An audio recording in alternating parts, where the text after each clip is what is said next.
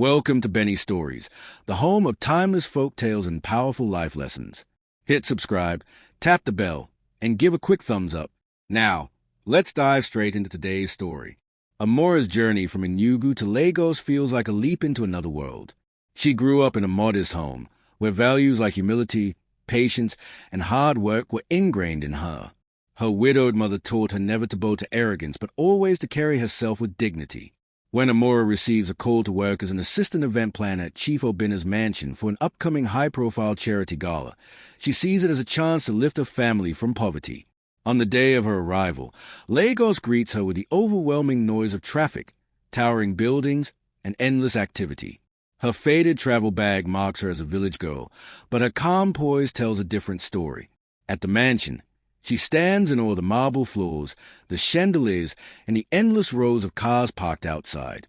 Yet she greets the staff politely, bowing her head and thanking even the security guard who barely acknowledges her. The other staff whisper about her village look, laughing quietly at her plain skirt and simple sandals. But Amora doesn't react. Her focus is on her job. Madame Ngozi, Chief Obinna's elegant but often overlooked wife, receives her with mild curiosity, assigning her a small role in the gala preparation. Unseen in the shadows, however, Kimi, Obinna's mistress, notices Amora's entrance. She raises an eyebrow, sensing something unsettling about this new, quiet girl. Though humble in appearance, Amora's very presence plants the first seed of unease in the household. The mansion is a world of whispers, alliances, and silent wars. While Amora adjusts to her duties, taking inventory of gala decorations, arranging logistics with caterers, and studying the mansion's layout, she also hears the murmurs among the workers. "Don't cross Madame Kimi," one cleaner warns her.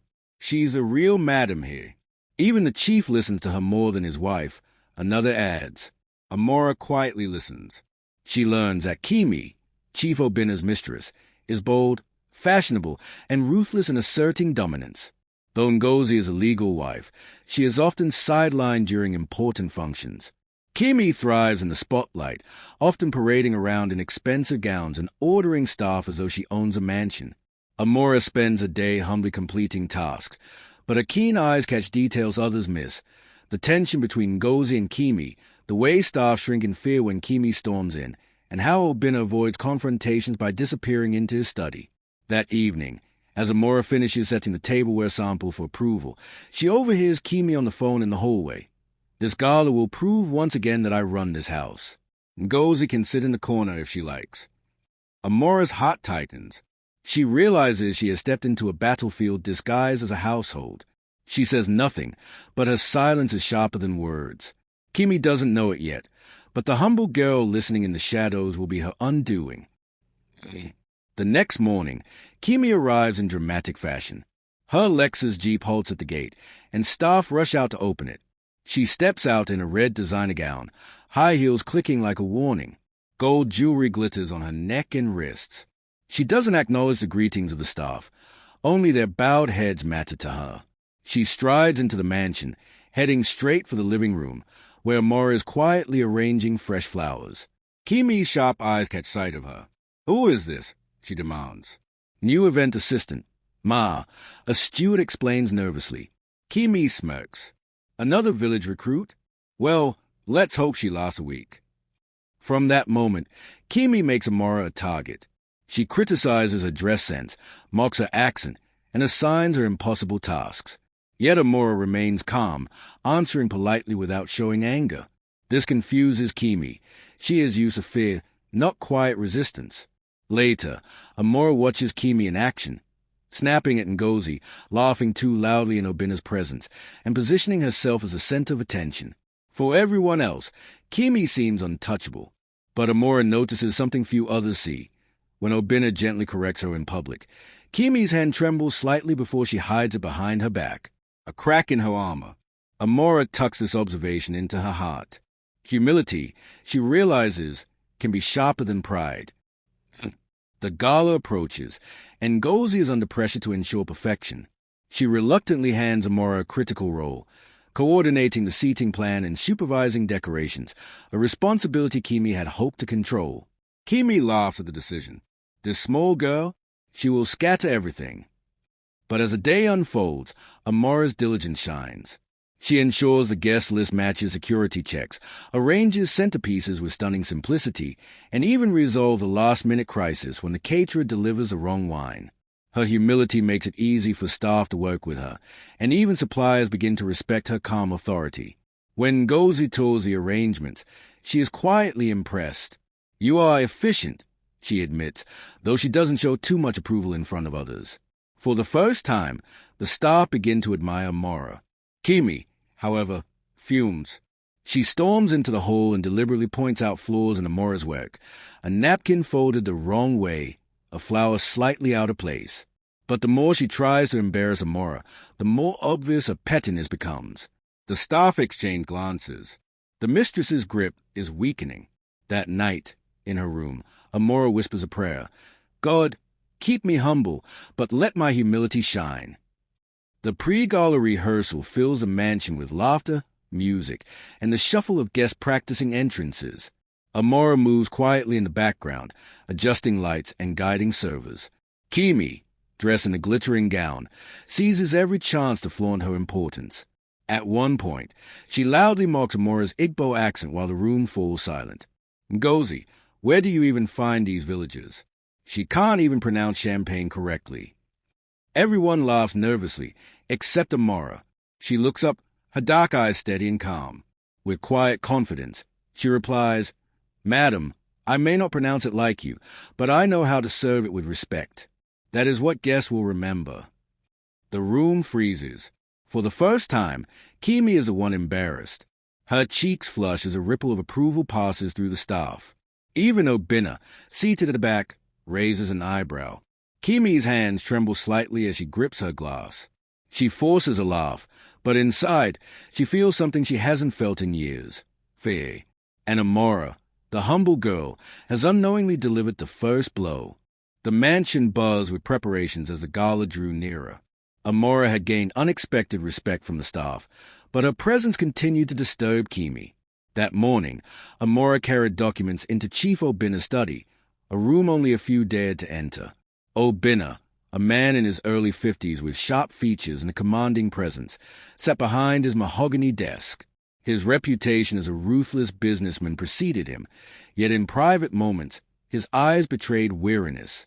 He looked up at Amora as she placed the files gently before him.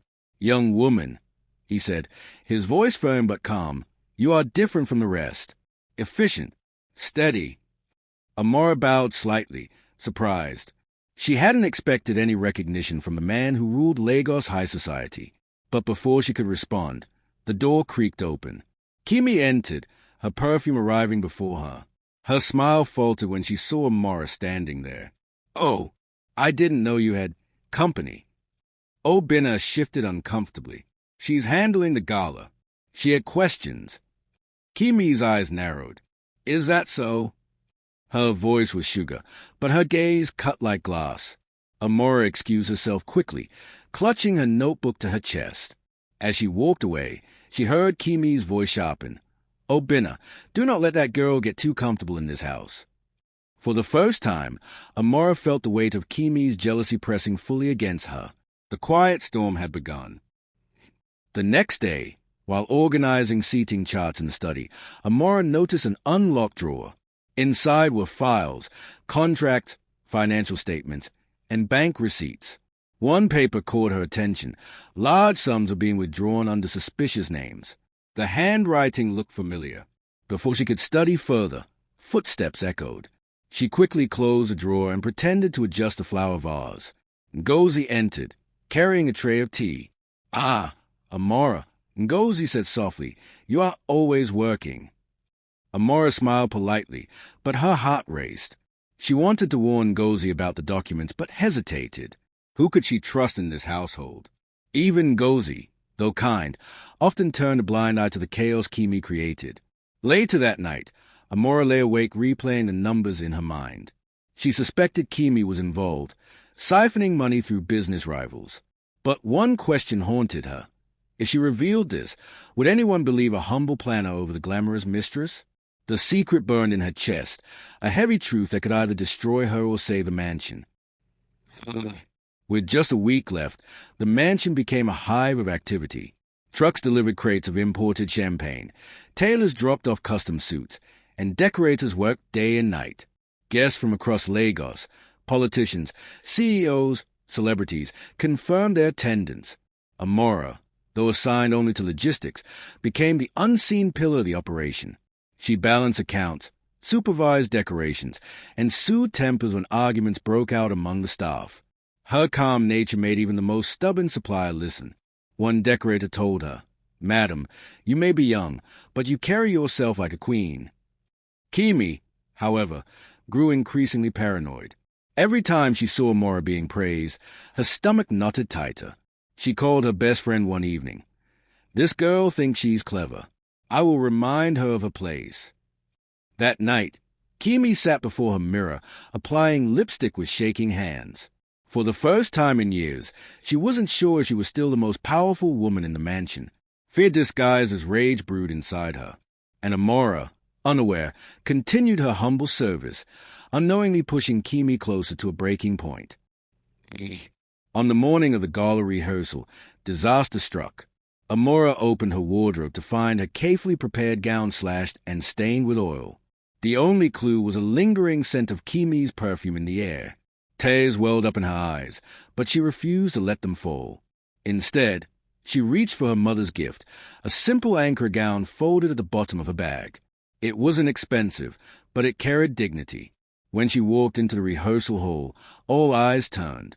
The gown hugged her figure modestly, the bright patterns glowing under the chandeliers. Even without jewelry or makeup, Amora's natural beauty radiated.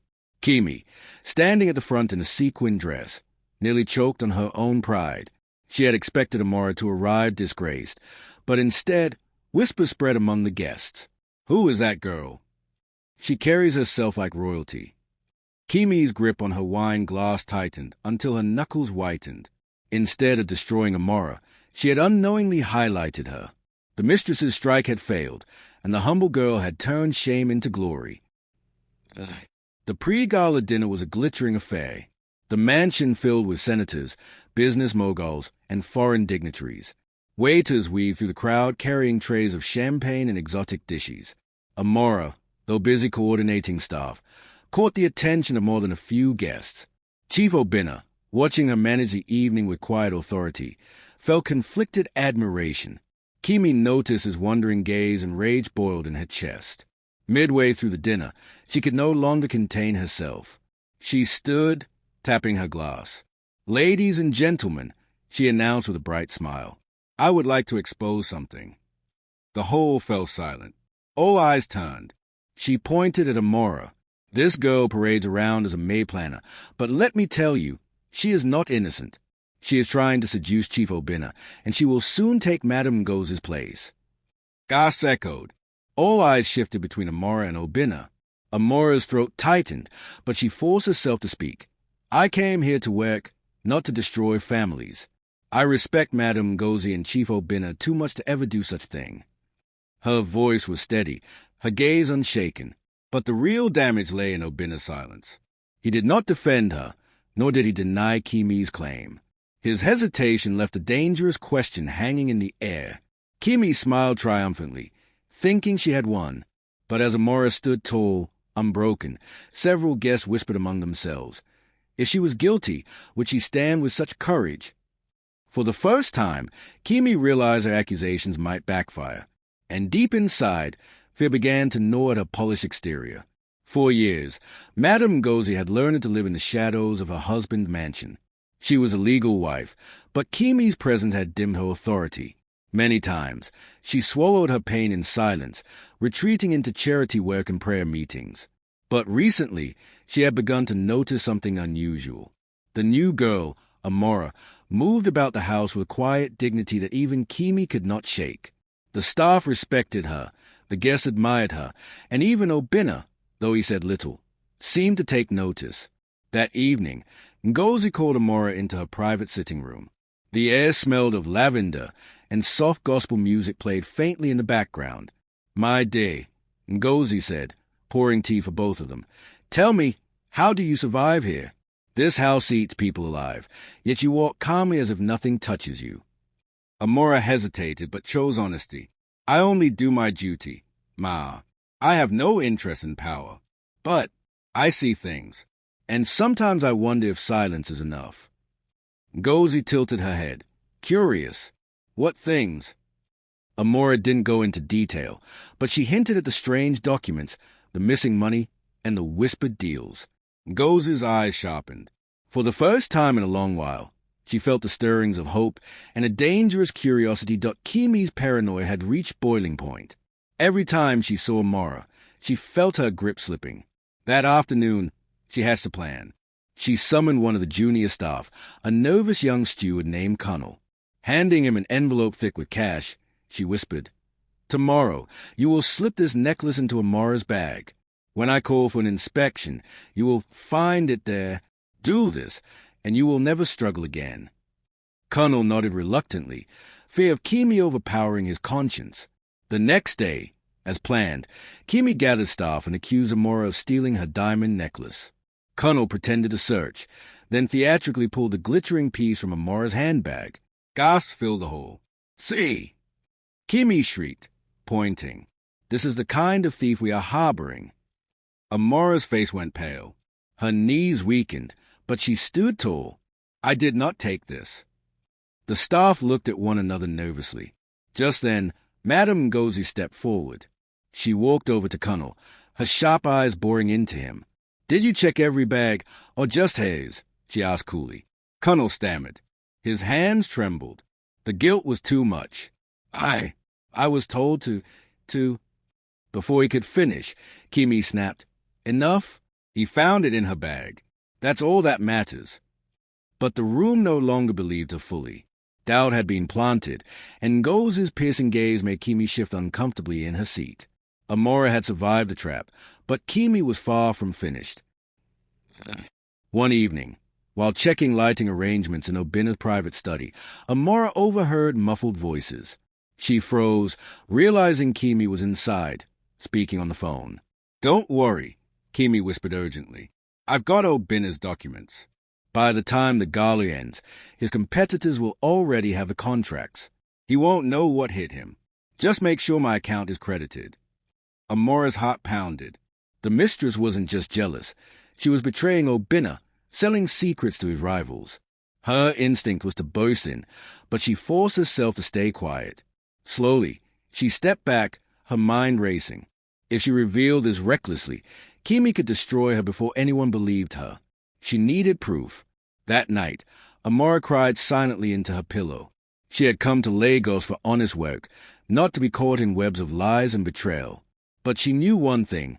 If she stayed silent, Kimi would ruin more than just her. She would ruin the entire family. The following days, Amora became more cautious. She watched Kimi closely, memorizing her movements, the time she slipped into Obina's study, and the staff she manipulated. One evening, she found her chance. While Kimi was distracted at a spa appointment, Amora returned to the study. She searched the drawer again and discovered photocopies of sensitive contracts, all with handwritten notes in Kimi's signature style. She quickly tucked a few into her notebook before locking everything back. Her hands shook as she clutched the papers. She finally had evidence, but evidence was only powerful if it was in safe hands. She decided to give it to Madame Ngozi. That night, she quietly knocked on Ngozi's door. Laying the documents on the table, she whispered, Ma, I believe Madame Kimi is betraying Chief Obina. I have proof. Ngozi studied the papers, her lips tightening. For the first time in years, the legal wife felt a surge of strength. My dear, she said slowly, you may have just given me the weapon I need. The mansion glowed with golden lights on the eve of the gala. Trucks unloaded last-minute supplies, chefs prepared exotic dishes, and designers put finishing touches on gowns. Excitement filled the air, but tension simmered beneath the surface. Kimi, suspecting something, prowled the hallways like a lioness. She noticed Amora whispering briefly with Ngozi and grew suspicious. Later that night, Kimi slipped into Amora's room while she was still working in the ballroom. She rifled through her belongings, searching desperately. At the bottom of her drawer, she found a folded page, one of the documents Amara had missed hiding. Her eyes widened as she recognized her own handwriting incriminating her. Rage boiled through her. She clenched the paper and hissed, "So, this is what you're up to, you little snake." When Amara returned, she found her belongings scattered and her notebook missing. Panic gripped her. She knew instantly that Kimi had struck, but Amara still had one advantage. Ngozi already had part of the evidence. The battle lines were drawn, and the next night's gala would decide everything. The mansion glittered like a palace that night. Luxury cars lined the driveway, their headlights flashing against the red carpet rolled out for Lagos's elite. Guests in flowing agbadas, shimmering lace gowns, and sparkling jewels streamed in, cameras capturing every moment. Inside, chandeliers bathed the grand ballroom in golden light. The air buzzed with excitement. Politicians, CEOs, celebrities, and even foreign dignitaries mingled. It was a night Chief Obinna had been preparing for, the night that would define his reputation. Amara, though still dressed simply, moved gracefully among the chaos. She ensured caterers served on time, guided guests to their seats, and resolved every last-minute crisis with a calm smile. To the crowd, she looked more like the silent hostess than a staff member. But in the corners of the room, Kimi prowled like a queen awaiting her coronation. Dressed in a dazzling gown dripping with diamonds, she was determined to own the spotlight. Yet each time her eyes fell on Amara, her knees stirred. The girl's humility had become her strength, and it unsettled her more than she dared admit. The orchestra played softly as Ngozi, for the first time in years, walked hand in hand with Obinna toward the stage. Guests murmured in surprise. Many had grown used to seeing Kimi at his side. But the true shock came when Ngozi called out softly, "Amara, please join me." Gasps rippled as Amara, in her simple but elegant anchor gown, stepped forward. She carried herself with a quiet grace that silenced the whole. She stood beside Ngozi, holding the microphone to introduce the evening's program. Her voice was calm and steady. "Good evening, distinguished guests. Tonight is not only about charity, but about restoring dignity, honor, and trust." As she spoke, many in the audience found themselves drawn to her. Her humility radiated more power than Kimi's diamonds ever could. Kimi's hand shook as she gripped her wine glass, her painted smile faltering. For the first time in her reign, she felt invisible. And when she glanced around, she realized the unthinkable. The crowd's admiration was slipping from her to the humble girl she despised. Dinner was served, and the gala reached its peak. Guests clinked glasses, laughter echoed, and the air hummed with prestige. Then, as if planned by fate, Ngozi rose from her seat and held up a file. "My dear friends," she began, her voice firm, "tonight is about truth as much as charity, and truth must begin in one's own house." The whole quieted. She opened the folder. Inside were the document Amara had given her. With calm authority, she exposed the financial leaks, the secret contracts, and the betrayal. These were not the works of outsiders, she declared. They came from within, from one who claimed to love this family. Gasps filled the air. All eyes turned toward Kimi. Kimi leapt to her feet, her voice rising. "Lies? She forges papers to make me look bad. I am the one who built this gala with Obinna, not that village rat standing beside her." She pointed a trembling finger at Amara, but her desperation betrayed her. Her once commanding voice cracked, and the trembling in her hands betrayed the fear in her heart. The crowd murmured, scandal spreading like wildfire. Obinna's face turned crimson as he stared at the evidence. He turned to Kimi, his voice low and sharp. "Is this true?" Kimi tried to speak, but the words choked in her throat. Her usual arrogance melted into stammers and tears. "Obinna, I only wanted to." "Enough!" Obinna's voice thundered. He slammed his hand on the table, silencing the whole. "You dare betray me? In front of my family, my business, my guests." Security guards stepped forward, awaiting his command. Kimi's knees buckled. She trembled violently, the glamorous mask finally stripped away. In a final desperate move, she tried to plead with Ngozi, but Ngozi's calm gaze held no pity. "Leave," Obinna ordered coldly, "and never return." Gasps turned into whispers, cameras flashing as Kimi staggered out of the ballroom, her jewels glinting like shattered pride. The mighty Mistress, once untouchable, had fallen in front of everyone. The gala ended not with disgrace, but with renewal. Ngozi, now restored to her rightful place, stood tall beside Obina as he gave his final speech. The guests applauded, relieved to see integrity restored. Amora, standing quietly at the back, tried to slip away, but Ngozi called her forward. "This young woman," she announced proudly, "came here humbly, yet her courage saved this household. Her presence is a blessing." Thunderous applause filled the hall. Amora's cheeks burned, but her eyes shone. She had never sought recognition, yet it had found her. After the event, Obina approached her privately. "You have given my wife her strength again. For that, I owe you more than words."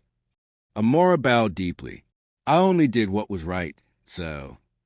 As dawn broke over Lagos the next morning, the mansion felt different.